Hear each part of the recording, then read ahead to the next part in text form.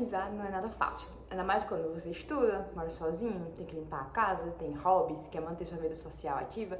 E no meio de tudo isso, estudar, manter um negócio e sobreviver. Mas nesse vídeo eu quero te falar 3 formas diferentes de organizar o seu dia, de fazer um planejamento do nível mais básico até o nível mais sofisticado, com as famosas listas de tarefas ou to-do lists. E para começar, o primeiro método que a gente vai conversar um pouco é sobre a arte milenar do papel e da caneta, porque já diria Leonardo da Vinci, a simplicidade é o alto mais grau de sofisticação. E apesar de no meu dia a dia eu costumeiramente usar um papel aleatório ou então esse bloco de notas que eu comprei na Le Biscuit ou foi na Calunga, eu não lembro mais, com uma lista de tarefas mais acessível, rápida, mais prática, eu acho que o papel e a caneta numa to-do list pode ser um pouquinho difícil, já que às vezes as coisas podem ficar meio bagunçadas e você até pode esquecer de anotar algum dever, alguma tarefa, alguma obrigação no seu dia a dia e só lembrar daquelas coisas imediatas que vão surgindo na sua mente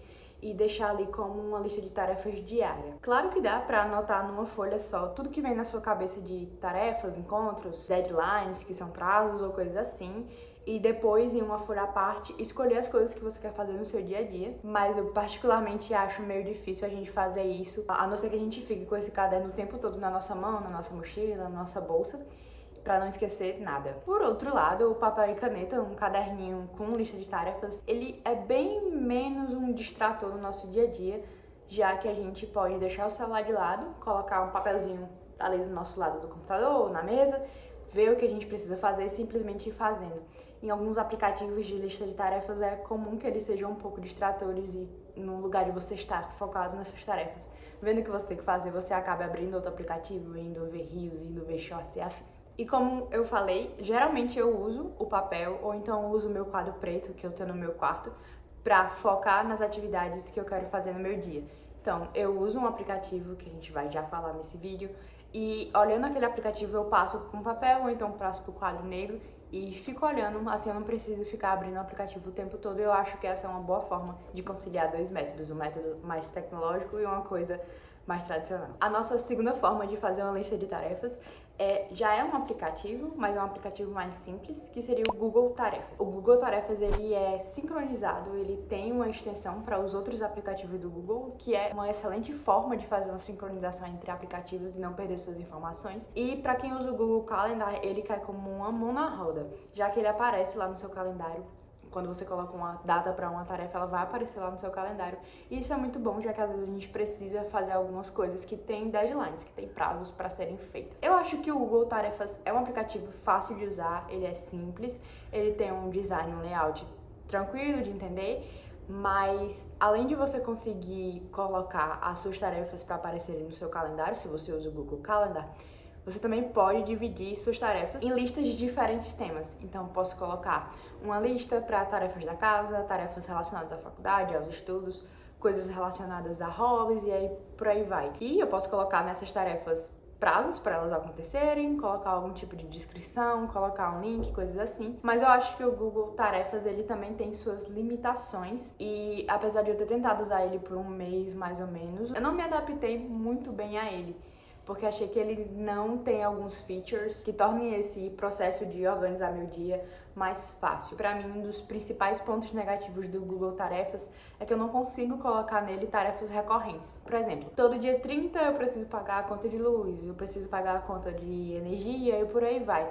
Então, todo dia 30 eu tenho que colocar essa tarefa no Google Calendar, eu preciso agendar ele para todos os dias manualmente. No outro aplicativo, que logo mais eu vou estar falando sobre, eu não preciso fazer isso.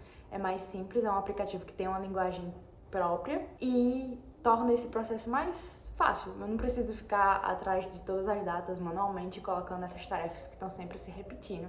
E ainda corre o risco de eu esquecer de ir manualmente adicionando tarefas recorrentes no meu calendário. Então, de forma geral, o Google Tarefas acho que é uma boa pedida para quem está começando a usar aplicativos de to-do list, mas para mim não funciona muito bem. E agora, finalmente, o aplicativo que me ajuda diariamente a manter minha produtividade rolando, a não esquecer das coisas que eu preciso fazer recorrentemente e que me ajuda a manejar diferentes projetos nos quais eu estou envolvida, tanto a faculdade, quanto o meu trabalho como social media para médicos, quanto esse canal do YouTube, o Todoist, o mais alto grau de sofisticação de aplicativos de lista de tarefas para mim. E eu acho que não tem jeito melhor de eu falar sobre o Todoist do que levando vocês para conhecer como é o meu e apontando os pontos positivos e os pontos negativos do aplicativo.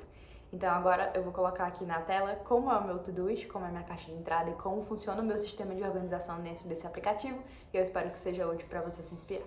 Então vamos lá. Esse é o layout do Todoist. Ele é dividido em alguns setores, como a caixa de entrada, que é uma área do aplicativo que foi feita para que você apenas jogue suas ideias e depois você coloque essas tarefas e deadlines e afins dentro de projetos específicos, ou você pode deixar sua tarefa lá mesmo. O que tem acontecido hoje também tem uma visualização em calendário, o que nós temos de tarefas e afins numa visão de calendário em breve, o que está para acontecer, e alguns filtros e etiquetas. Os filtros eles servem para filtrar diferentes tipos de tarefas, não tem muito o que falar sobre isso. E as etiquetas servem também para você marcar especificidades de cada tarefa. Por exemplo, aqui no meu, eu tenho algumas etiquetas que são chamadas de deadlines, então toda tarefa que tem um prazo final para acontecer, eu coloco essa etiqueta. E aí, quando eu quero ver especificamente coisas que têm prazos para serem feitas e finalizadas, eu aperto nessa etiqueta de deadline, onde só vão aparecer tarefas que têm essa etiqueta. Someone else, que seria uma etiqueta em que a minha tarefa é atrelada a outra pessoa, então eu dependo daquela outra pessoa para poder concluir o que eu preciso fazer. Planejamento, coisas do Notion, do YouTube, finanças, coisas que precisam ser consertadas, tarefas relacionadas à parte de lavanderia e por aí vai. Dentro da versão grátis do Todoist, a gente tem direito a 5 projetos. No meu projeto de casa, eu tenho uma seção de limpeza e consertos, e aí eu tenho tarefas dentro dessa seção, e eu tenho uma seção de upgrades, que seriam melhorias que eu preciso fazer na casa. No projeto da medicina, da faculdade, dos estudos, como você quiser chamar, eu tenho outras seções, como prazos, sessões de estudo e algumas burocracias que eu preciso fazer. E eu vou mostrar pra vocês como funciona essa questão das etiquetas e das prioridades. Essa bolinha azul nessa tarefa de atualizar os cadernos de erros de GO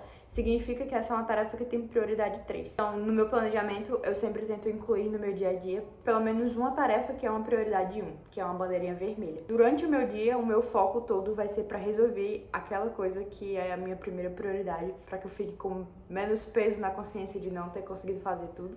Eu elenco uma coisa principal e assim eu consigo seguir o meu dia mais tranquilo. Também tenho um projeto do trabalho e também tenho um projeto da minha sessão pessoal. E aí, como eu estava falando para vocês, o Todoist ele tem uma linguagem própria.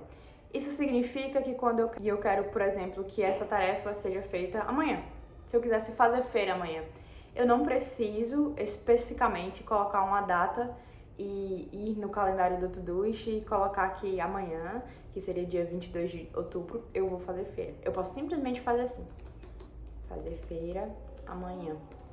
E automaticamente, quando eu escrevo amanhã, o Todoist já entende que essa tarefa vai ser feita amanhã, que é o dia seguinte a hoje.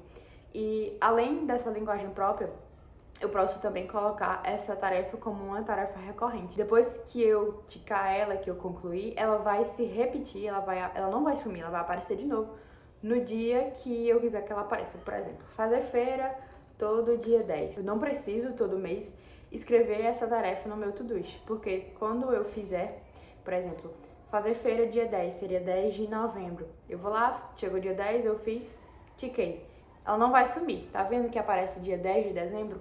Ela vai estar aparecendo de novo como uma tarefa recorrente. E outros features do Todoist que são bem legais são as visualizações. Eu vou colocar mais 2 tarefas e colocar ela em outro tipo de visualização pra gente poder sair desse modo padrão do Todoist. Então, aqui eu consigo visualizar essas outras tarefas com a visão de Kanban, que seria uma visão bem interessante para projetos que são divididos entre ideias, coisas que estão sendo feitas, coisas que já foram finalizadas. E eu posso adicionar uma seção de, por exemplo, já foi feito, uma seção chamada Fazendo, e conseguir acompanhar um projeto durante as suas diversas fases. Então, digamos que fazer feira, estudar sobre colestectomia e marcar uma sessão no estúdio fosse um projeto e esse projeto tivesse essas 3 tarefas. Eu poderia colocar que eu estou fazendo a feira, eu já fiz essa sessão de estudo sobre colestectomia e essa parte aqui de marcar uma sessão no estúdio de beleza e poderia estar encaixada em outro tipo de sessão, como ideias para o projeto e por aí vai. Então é uma coisa bem versátil, bem fácil de usar, a versão gratuita ela é bem completa e eu acho que o Todoist ele é tão completo tanto na sua versão do computador quanto na sua versão do celular. E isso facilita muito as coisas pra gente que tá sempre usando esses dois tipos de dispositivos. Lembrando que esse é um vídeo falando sobre minha experiência com 3 tipos de níveis de organização. Se você acha que usar o Todoist é muito difícil, é muito complicado, talvez o Google Tarefas seja mais fácil.